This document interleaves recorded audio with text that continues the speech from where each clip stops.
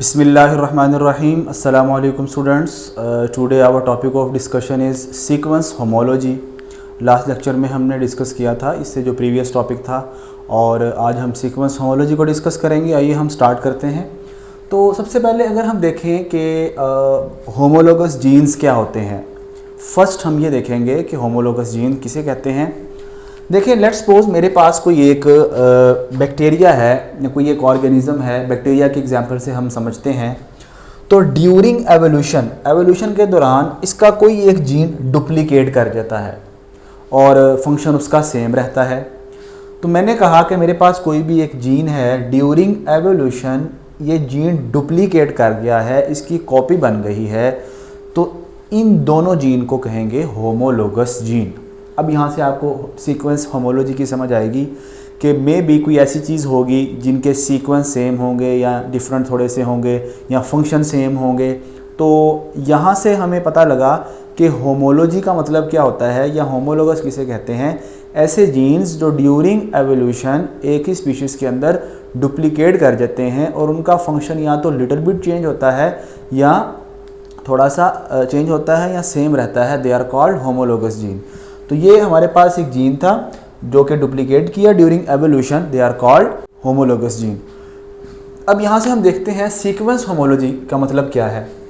Similarity in DNA, RNA and protein sequences by shared ancestry. जिस तरह मैंने देखा कि ये मेरे पास एक ही एंसेस्टर था, तो यहाँ पर दो जीन्स अलग अलग बन गए, इनके जो फंक्शन है वो सेम है और जीन की डुप्लीकेशन की वजह से जो है वो दो जीन बने हैं। तो यही बात इसमें लिखी हुई है कि अगर डीएनए, आरएनए और प्रोटीन का सीक्वेंस में सिमिलरिटी आ जाए due to common ancestor, that is called sequence homology. अब हम आगे इनको देखेंगे, ऑर्थोलॉग और पैरालॉग्स क्या होते हैं, तो आपको इनकी और अच्छी समझ आ जाएगी। तो आइए हम देखते हैं। तो homologous sequence evolve from common ancestral sequence. जिस तरह मैंने कहा कि ये मेरे पास दो जीन हैं, तो इनका एंसेस्टर्स क्या था, सेम था। तो ये बात लिखी हुई है कि जो होमोलोगस जीन होते हैं ये एक ही एंसेस्टर से इवॉल्व होते हैं। ये तमाम की तमाम जो डेफिनेशन है ये हमें एक एग्जाम्पल से समझ आ चुकी है कि ऐसे जीन्स जो कि सेम पेरेंट से इवॉल्व हुए हों, they are called homologous gene, और जो उनके अंदर सिमिलरिटी होती है उसको हम कहते हैं सीक्वेंस होमोलॉजी।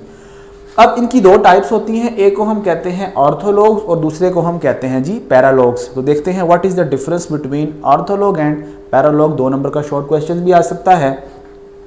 सबसे पहले हम ऑर्थोलॉग को समझते हैं। मेरे पास एक बैक्टीरिया है, पेरेंट बैक्टीरिया है। इसको अगर हम देखें तो ये दो डॉटर बैक्टीरिया में डिवाइड हो चुका है। अब ये जो दो डॉटर बैक्टीरिया हैं हमारे पास, एक ये वाला है और सेकंड हमारे पास ये है।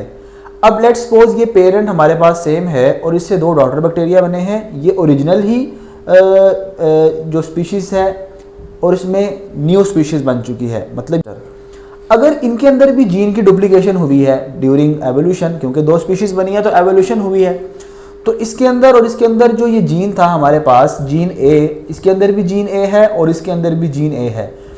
अब ये दोनों जीन जो हैं ये दो डिफरेंट स्पीशीज़ के अंदर हैं, बट ये दो डिफरेंट स्पीशीज़ के अंदर आ गए हैं, बट इसमें ये है कि इनका जो फंक्शन होगा वो क्या होगा, सेम होगा। तो ये बात हम पढ़ते हैं, यहाँ पर देखते भी लेते हैं ऑर्थोलॉग की डेफिनेशन। ड्यूरिंग स्पेसिएशन कहते हैं न्यू स्पीशीज़ का बनना। Sequence in different species originated from a common ancestors and they have same function, they are called orthologs. तो ये बात लिखी हुई है, हमारे पास एक एंसेस्टर था कॉमन, उससे दो नई स्पीशीज़ बनी और ये जो ओरिजिनल स्पीशीज़ थी, तो ये दो न्यू स्पीशीज़ बन रही हैं हमारे पास। ये न्यू है और ये जो है वो ओरिजिनल है, मतलब रिलेटेड टू पेरेंट है। तो अब इसके अंदर भी जो जीन है और इसके अंदर भी जो जीन है, ये जीन जो ओरिजिनल स्पीशीज़ में है और ये न्यू स्पीशीज़ में है, बट वो जीन है तो न्यू स्पीशीज़ के अंदर, लेकिन उसका फंक्शन सेम है। तो ऐसे जीन्स को हम कहते हैं दे आर कॉल्ड ऑर्थोलॉग्स। तो ये हमने डेफिनेशन भी समझ आ चुकी है।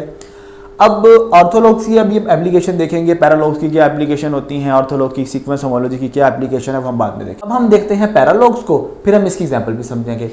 पैरालॉग से पहले हम यहाँ पर आ जाते हैं मेरे पास ये जो है वो ओरिजिनल स्पीशीज़ थी, मतलब एंसेस्ट्रल स्पीशीज़ है, उसके अंदर ये जो जीन है उसकी डुप्लीकेशन हुई है। लेकिन ड्यूरिंग डुप्लीकेशन कोई ऐसी चेंजिंग आ चुकी हैं जिसकी वजह से ये जीन ए नहीं रहा बल्कि ये जीन बी में कन्वर्ट हो गया है। मतलब ये वाला जीन तो ये ठीक है, ये है, लेकिन जब डुप्लीकेशन हुई है तो इस जीन के अंदर कोई ऐसी चेंजिंग आई है कि ये किस में कन्वर्ट हो गया, बी के अंदर। इस चेंजिंग की वजह से इसका जो फंक्शन है वो न्यू फंक्शन बन गया है। तो अब ये एक दूसरे के क्या होंगे, they are called as paralogs. तो हम देखते हैं जी, sequence within same species due to gene duplication that have new function, they are called paralogs. तो ये देखें, ये जीन डुप्लीकेशन की वजह से हुआ था, लेकिन इसके अंदर कोई ऐसी चेंजिंग आई थी जिसकी वजह से इसका न्यू फंक्शन आ गया, तो they are called as paralogs. तो हमें अब पैरालोगस जीन का भी, पैरालोगस जीन या पैरालॉग्स को भी पता लग गया और हमें आर्थोलॉग्स को भी पता लग गया। अब हम यहाँ से एग्जाम्पल को जो आपकी बुक में दी हुई है उसको समझते हैं। मेरे पास ये देखें, एक जीन है एंसेस्ट्रल जीन हिस्टोन। हमें पता है कि ये डीएनए को जो है वो पैकेजिंग में हेल्प करता है। ह्यूमन हिस्टोन H1.1 और जो चिंपैंजी है उनका histone H1.1, they are orthologs of each other. तो ये देखें ज़रा, अब ये ह्यूमन का हिस्टोन है और ये हमारे पास चिंपैंजी का हिस्टोन है, इनको हम ऑर्थोलॉग्स कहते हैं। और ऑर्थोलॉग्स की डेफिनेशन हमारे पास क्या थी, हमने कहा था कि हमारे पास डिफरेंट स्पीशीज़ होंगी लेकिन उनका सेम फंक्शन होगा। तो ये देखें, ह्यूमन हमारे पास अलग स्पीशीज़ है, चिंपैंजी हमारे पास अलग स्पीशीज़ है और इनका फंक्शन दोनों का सेम है। और ये कहाँ से इवाल्व हो रहे हैं, इनका जो एंसेस्टर है वो सेम है। तो हम कहते हैं जी, ये जो स्पेसिएशन के दौरान, ये जो स्पेसिएशन हो रही है, न्यू स्पीशीज़ बन रही हैं, कौन कौन सी, ह्यूमन और चिंपैंजी।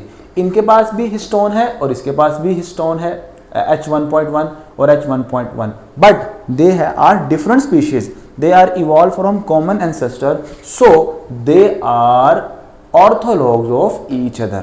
और ये हमें स्पेसिएशन का पता लग गया। अब देखते हैं जी जीन डुप्लीकेशन। अब मेरे पास ये एंसेस्ट्रल जीन था, लेकिन इस एंसेस्ट्रल जीन में जो है वो जीन डुप्लीकेशन हुई है। अब जीन डुप्लीकेशन के दौरान थोड़ी बहुत चेंजिंग आ चुकी हैं, जिस तरह ह्यूमन हिस्टोन H1.1 और ह्यूमन हिस्टोन H1.2, ये दोनों जो हैं वो हिस्टोन हैं। एक यूक्रोमैटिन के साथ अटैच होती है ये वाली, और एक हेट्रोक्रोमैटिन के साथ अटैच होती है।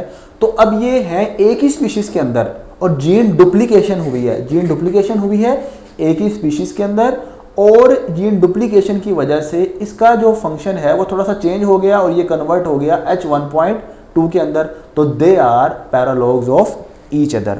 अब ये एक ही स्पीशीज़ थी तो पैरालॉग्स, जब ये एक और ये डिफरेंट स्पीशीज़ थी लेकिन फंक्शन सेम था, तो दे आर कॉल्ड एज, हमारे पास जो होते हैं वो ऑर्थोलॉग्स कहते हैं उनको। ठीक है, तो ये हमें ऑर्थोलॉग्स और पैरालॉग्स का डिफरेंस समझ आ गया और ये आपको ये भी पता लग गया कि अब ये जो हैं ये एक दूसरे के क्या होंगे, ये एक दूसरे के पैरालॉग्स होंगे।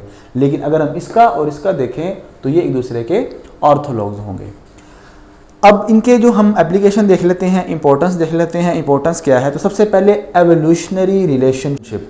तो ऑफ कोर्स ऑर्गेनिज्म के दरमियान जो एवोल्यूशनरी रिलेशनशिप अगर हमने चेक करना है तो हम उनके ऑर्थोलॉग्स और पैरालॉग्स को देखेंगे। अगर उनमें सिमिलरिटीज़ हैं हमारे पास, ऑफ कोर्स जो ऑर्गेनिज्म एक दूसरे के साथ सिमिलरिटी जिनकी ज़्यादा होगी उनके अंदर जीन्स भी क्या होंगे, सिमिलर होंगे। और जिनकी जो है और जीन्स की सिमिलरिटी डिफरेंट होगी या जिनके अंदर जीन्स हैं लेकिन वो डिफरेंट हैं एक दूसरे से, तो उनके अंदर चांस है कि वो ऑर्गेनिज्म एक दूसरे से डिफरेंट होते हैं। तो एवोल्यूशनरी रिलेशनशिप भी हम फाइंड कर सकते हैं। The second is function of a non protein and gene. मेरे पास है कोई भी एक प्रोटीन है जिसका मुझे फंक्शन पता है और उसकी सीक्वेंस भी पता है, जीन का सीक्वेंस मुझे पता है, और अब मेरे पास कोई और रिसर्च के दौरान कोई सामने प्रोटीन आ चुकी है लेकिन मुझे उसका सीक्वेंस पता है बट फंक्शन अभी अच्छे तरीके से नहीं पता। तो मैं ये पता लगा सकता हूँ कि ये मैं अंदाज़ा लगा सकता हूँ कि मे बी इसका जो फंक्शन है वो सेम हो जैसा कि मेरे पास पहले से आइडेंटिफाइड एक जीन है। क्यों? क्योंकि इनकी सीक्वेंस आपस में मिलती है, अमाइनो एसिड सीक्वेंस मिलती है या डीएनए की सीक्वेंस आपस में मिलती है।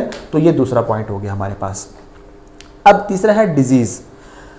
अब ऑफ कोर्स हमारे पास आप कह लें कि ह्यूमंस हैं और दूसरे ऑर्गेनिजम्स हैं, तो दूसरे ऑर्गेनिज्म में भी ऑफ कोर्स अगर मैं कहता हूँ कि माउस का या ह्यूमंस का कोई जीन्स आपस में मिलता जुलता है, तो बजाय इसके कि मैं ट्रीटमेंट या कोई भी, लेट्स सपोज हमारे पास कोई एक जीन है जो कि कैंसर कॉज करता है या कोई भी इशू कॉज करता है, डिजीज़ कॉज करता है, तो मैं उसकी ड्रग्स बनाकर ह्यूमन पर इंसर्ट नहीं करूँगा, बल्कि कहाँ पर सबसे पहले ट्रायल करूँगा, माउस वगैरह के ऊपर, जिनके अंदर उनके कौन से जीन्स हैं जिनके अंदर ऑर्थोलॉग्स मौजूद हैं, ठीक है। तो वो ऑर्गेनिजम्स अगर उसको अगर मेरे पास कोई भी ड्रग है, तो वो ड्रग उन ऑर्गेनिज्म के अंदर अगर इफ़ेक्टिवनेस शो करती है, तो देन मैं उनको ह्यूमंस पर जो है वो ट्रायल करूँगा। तो ये बात उसने लिखी हुई है कि डिज़ीज़ की ट्रीटमेंट और अंडरस्टैंड करने में हमें हेल्प मिलती है कि वो ऑर्गेनिज्म जिनके आपस में सिमिलरिटी है, सीक्वेंस होमोलॉजी है, हमें ट्रीटमेंट में हेल्प करता है डिज़ीज़ की। और नेक्स्ट है हमारे पास होमोलोगस जीन क्या होते हैं, वो मॉडल ऑर्गेनिज्म। कोई भी डिज़ीज़ हमने स्टडी करनी है, वो कैसे, उसका मैकेनिज़्म ऑफ एक्शन कैसा है, तो ऑफ कोर्स अगर कोई भी एक डिज़ीज़ है वो एक ख़ास जीन की वजह से हो रही है, तो मैं उन ऑर्गेनिज़म को स्टडी करूँगा जिनके अंदर वो वाले जीन्स हैं जो कि डिज़ीज़ कॉज कर रहे हैं, मतलब वो डिज़ीज़ जो ह्यूमन में भी है और उसी के जीन किसी और ऑर्गेनिज़म के अंदर भी मौजूद हैं, तो मैं उस ऑर्गेनिज़म को बेहतर तरीके से स्टडी करूँगा, फिर मुझे अंदाज़ा हो सकता है कि ह्यूमन में भी इसके क्या इफ़ेक्ट हैं या ये वाला जीन जो है वो कैसे ह्यूमन के अंदर डिज़ीज़ को कॉज कर रहा है। तो ये आज का हमारा छोटा सा एक टॉपिक था जिसमें हमने इंपॉर्टेंस को डिस्कस किया, ऑर्थोलॉग्स को और पैरालॉग्स को डिस्कस किया। दोबारा एक बार देख लेते हैं कि हमारे पास सबसे पहले हमने ये देखा था कि होमोलोगस जीन्स क्या होते हैं। तो ड्यूरिंग डुप्लीकेशन, एवोल्यूशन के दौरान जो जीन डुप्लीकेट कर जाते हैं, दे आर कॉल्ड होमोलोगस, और इसकी दो टाइप्स होती हैं, ऑर्थोलॉग्स एंड पैरालॉग्स। तो जो ऑर्थोलॉग्स हैं उसके सेम फंक्शन होते हैं लेकिन स्पीशीज़ डिफरेंट होती है, पैरालॉग्स में न्यू फंक्शन होते हैं लेकिन सेम स्पीशीज़ होती हैं, और ये हमने इसको डायग्रामेटिकली भी देख लिया है। तो आज तक के लिए इतना ही, नेक्स्ट लेक्चर तक के लिए इजाज़त दीजिए, अल्लाह हाफिज़। और चैनल को हमारे सब्सक्राइब करें और जो है बेल आइकन को लाजमी प्रेस किया करें ताकि आने वाले जो लेक्चर्स हैं उनकी आपको अपडेट मिल जाए। और मुझे ये बताइएगा कि अगर आप लेक्चर्स देख रहे हैं तो कौन से चैप्टर्स को अब स्टार्ट किया जाए इस चैप्टर के बाद। अब तक के लिए अल्लाह हाफिज़।